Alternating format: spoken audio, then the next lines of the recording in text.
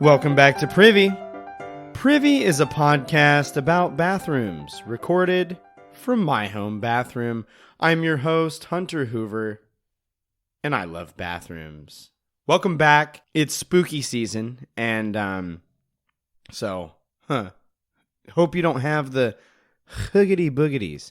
We're going to have some kind of themed, spooky, kind of creepy episodes coming up, so we'll look forward to those. I want to share, actually, it's kind of become somewhat of a joke amongst some of my friends and I about how I start the episodes, and they're like, yeah, you know, to where now, because I have made so much comment about how certain fast food and sit-down restaurant establishments has affected my bathrooming, anytime we attempt to go out to eat anywhere, it is met with some sort of comment about, hey, are you sure you want to do it? Because don't you know what's coming up? But here's what I'm going to say. So Applebee's, Schmapplebee's, first of all, I think my body is just kind of like gastrointestinally bipolar as to what's going to cause this, because I used to be able to go to Applebee's and I would get just the small little boat of wings. You know, we're talking 8 wings, not spicy sauce because I'm a spice coward. And it would just do me a foul every time.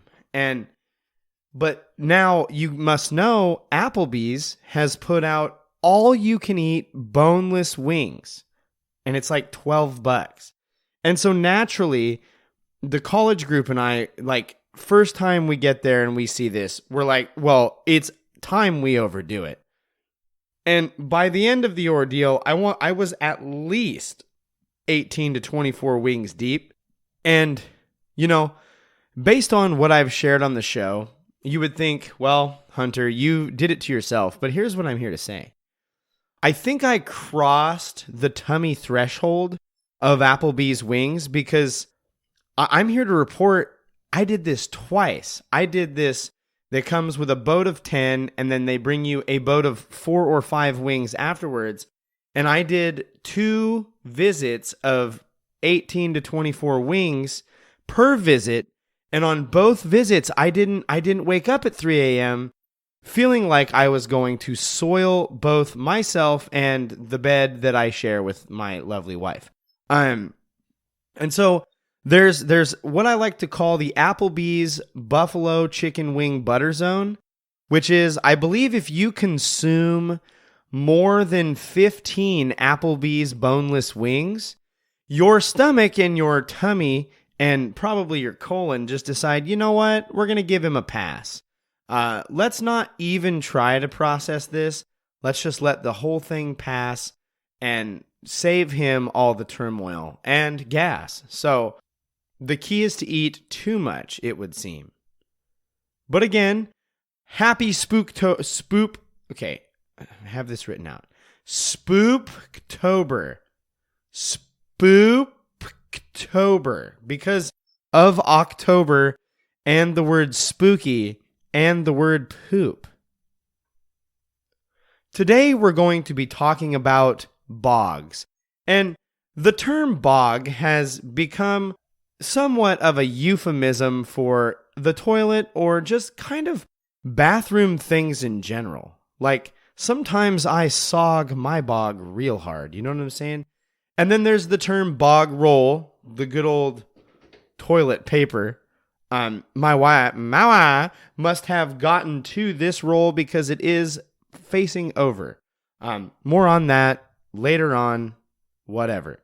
And honestly, like, the term bog is one of the perfect terms for the things that go on in a bathroom. Like, it's brown, it's squelchy, it's generally damp. Like, if you have ever had a particularly swampy job, you peek back there and the thought comes to mind, that's swampy. That's like a bog, if you will.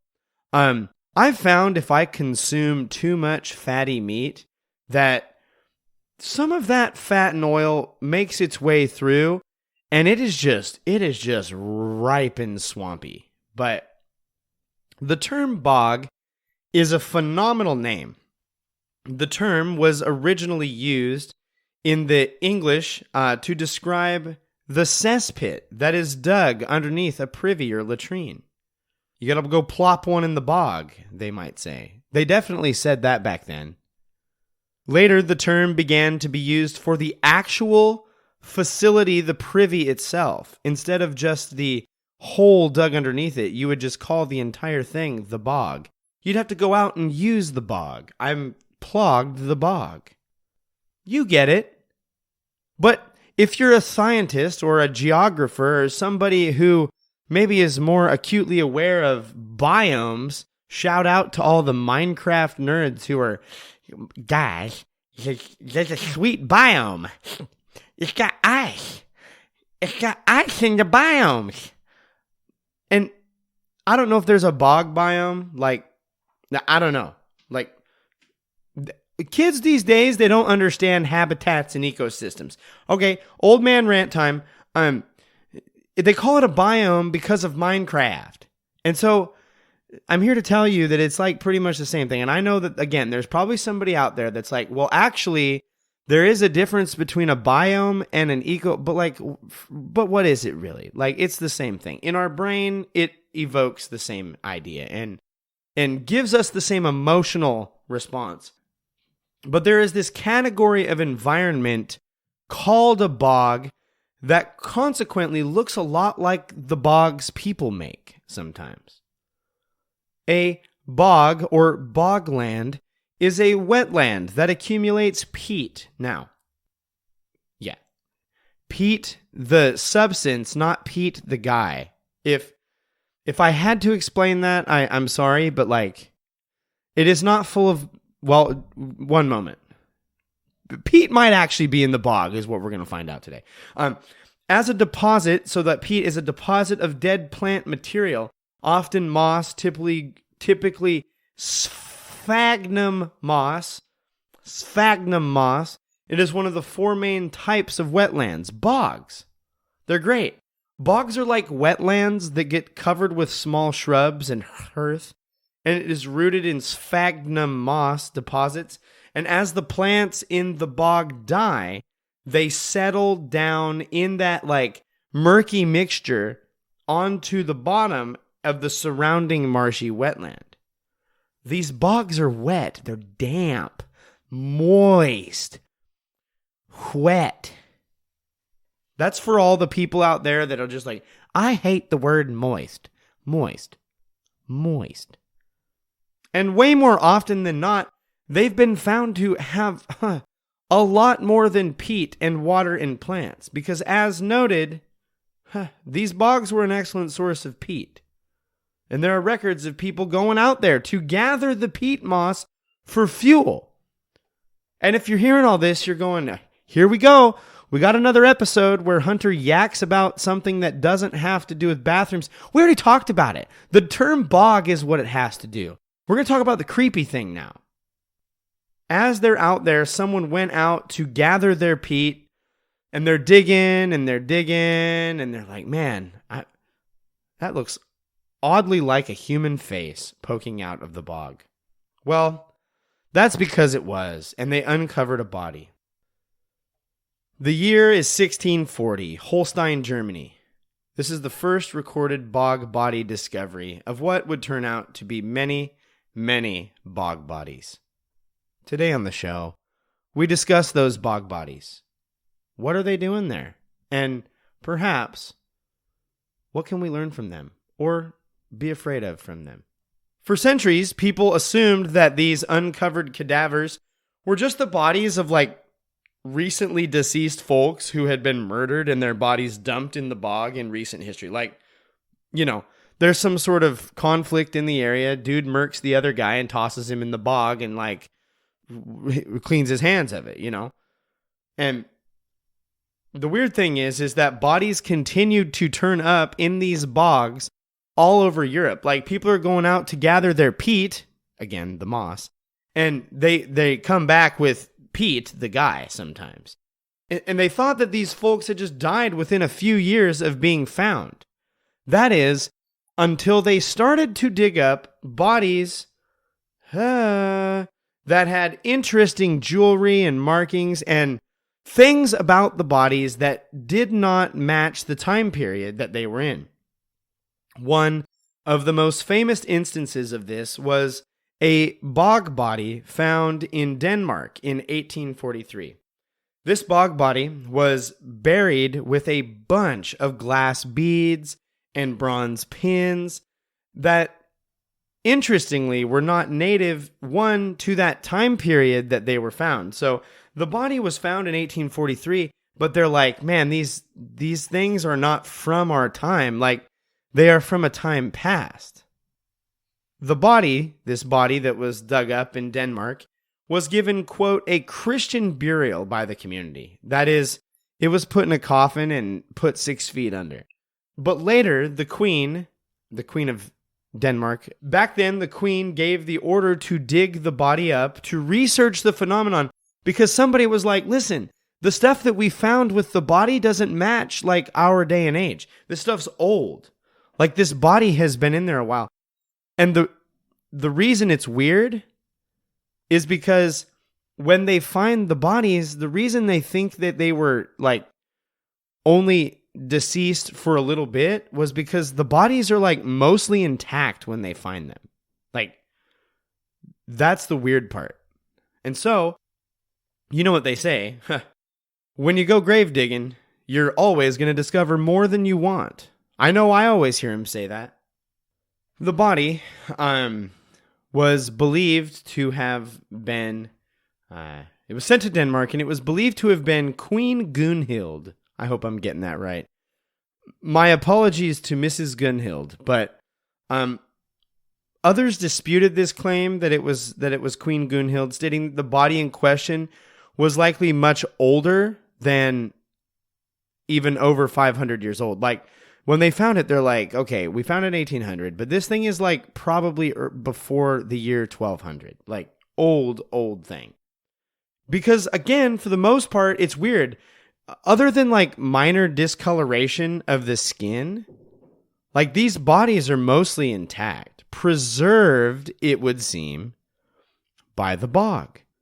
It is surmised that most of the bodies found in these bogs were people who lived during the Iron Age. Now, it gets spookier because many of these bodies are found with what would have been valuable jewelry and fixtures. And you know, nowadays it's not uncommon when you lay a loved one to rest, they might be buried with a piece of jewelry or some sort of heirloom thing that was important to them.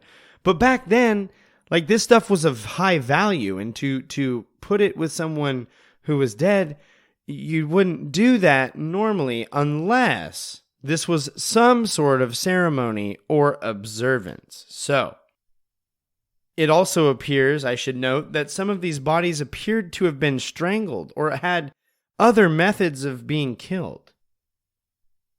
It is guessed that many of these bog bodies dating to this period are part of a medieval votive sacrifice. Now, votive sacrifices are sacrifices that are like dumped.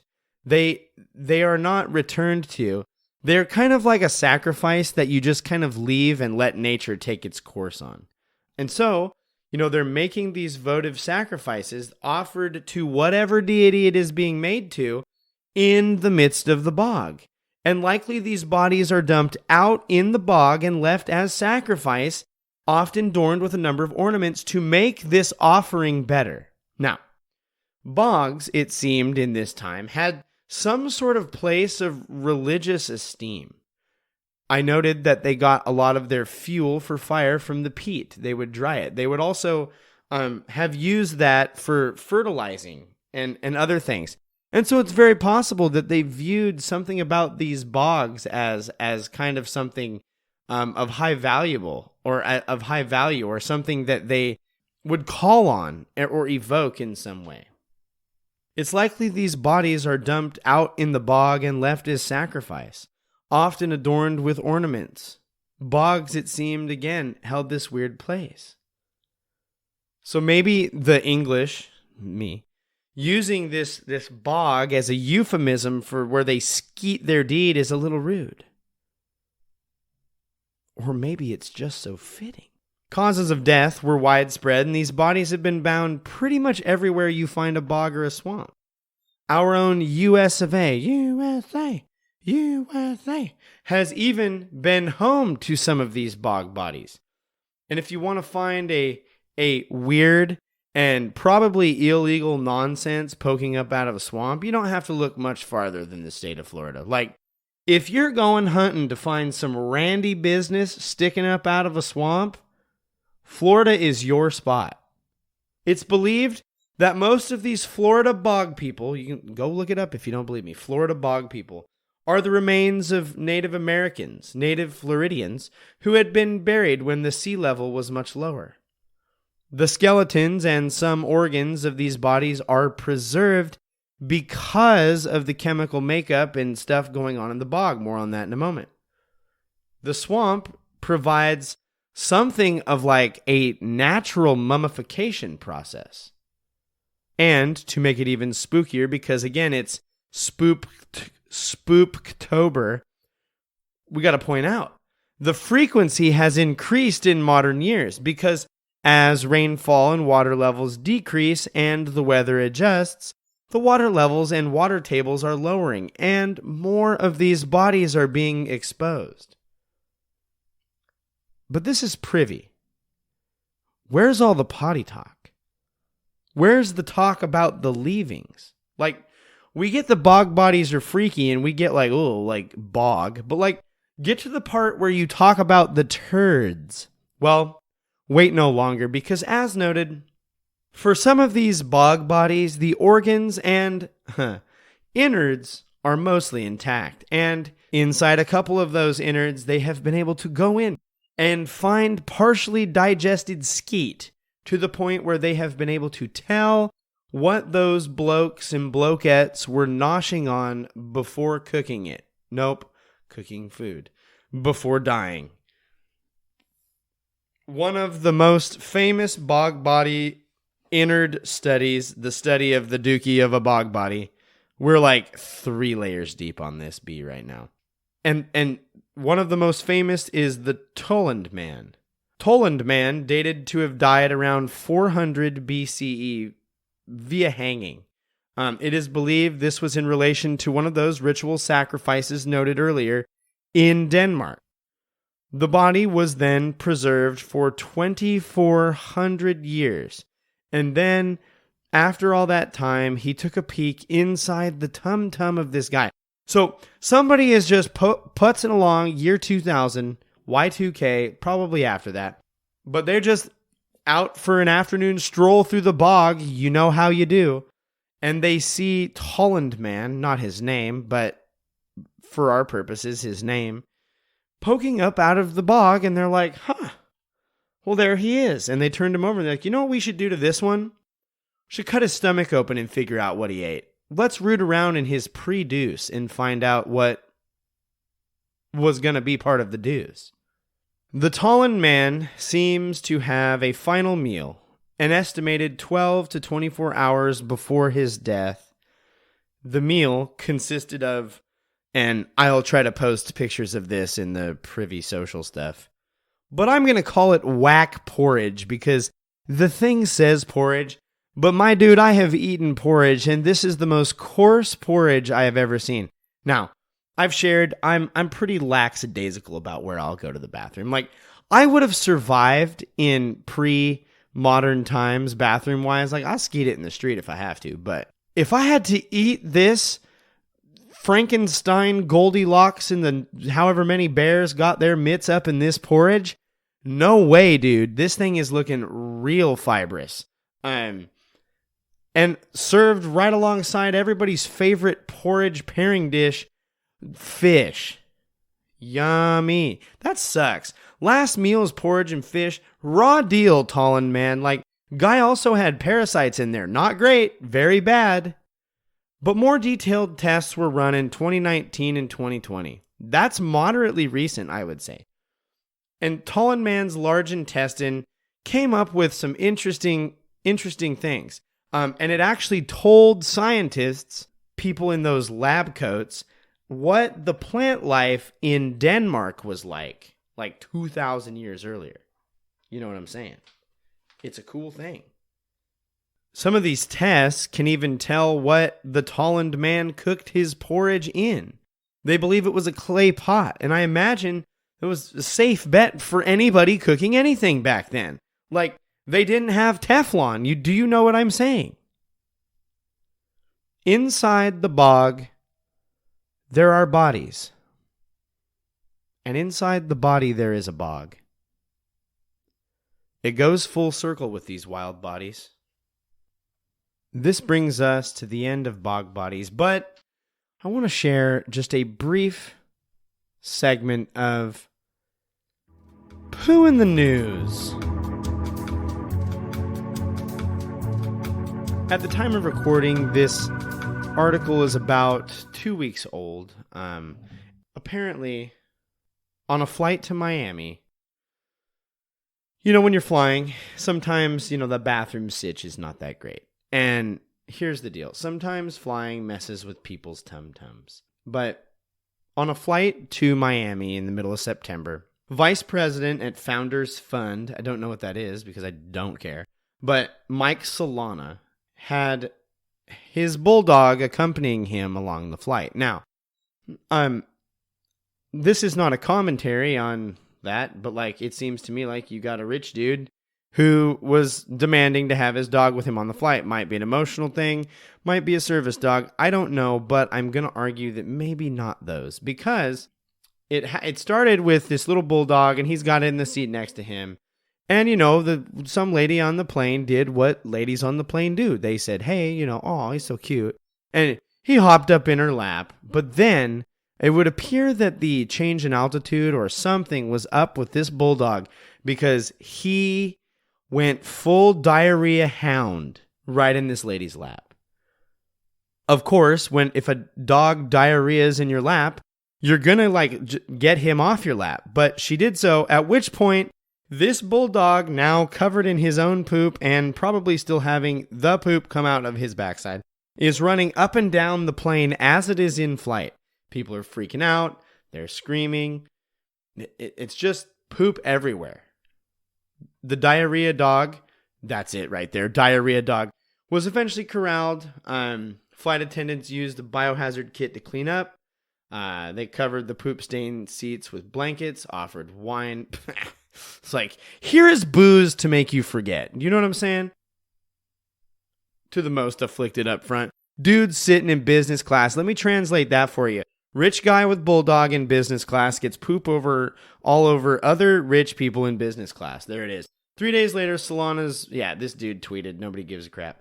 And there's this discussion now about whether dogs should be allowed on planes. Now, I would say this. Don't let the Dookie diarrhea dog ruin plane riding for all dogs. They've ridden on a plane before. This guy's dog couldn't snuff it, and he snuffed it all over the place. But it's just great. Even in the year 2022 of our Lord, we're getting stories about dogs shazzing themselves royal.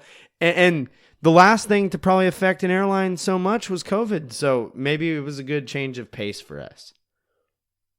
There's notes from many airlines about how this has happened in the past. And so as for running around, there's restrictions on emotional support animals that they need to attend their person. So trained service dogs can fly, but I would say that most of them are not going to have this problem. So it's an interesting thing. Imagine the terrifying, remember it's Spoopktober. And so imagine the terror of being stuck on a plane while this dog just dookie runs back and forth. And that is it for this segment of Poo in the News. And this brings us to the end of another episode of Privy. Thank you so much for joining us. As always, we would love for you to leave us a rating or review. A 5-star option is our preferred, and you can do that on Spotify and Apple Podcasts. Leave us a full review on Apple Podcasts. We'll try to read them here on the show. We'd love to get that. It just helps people find the show and the important work that's going on here. Follow the show on social. We're at Privycast. Send us an email, privycast@gmail.com. We'd love to hear from you. give us episode suggestions, shout outs, those type things. It would be great. We'd like to thank Kevin MacLeod for the use of Barroom Ballet as our intro and outro music. You can find Kevin's music at incompetech.com, and his music is licensed under Creative Commons License Attribution 4.0. Thanks, Kevin. We'd also like to thank Poddington Bear for the use of Camp as the Pooh in the News intro and outro music. You can find Poddington Bear's music at poddingtonbear.com. Thanks, Poddington. This has been another episode of Privy. Thank you so much for joining us. And now, as always, don't forget to flush.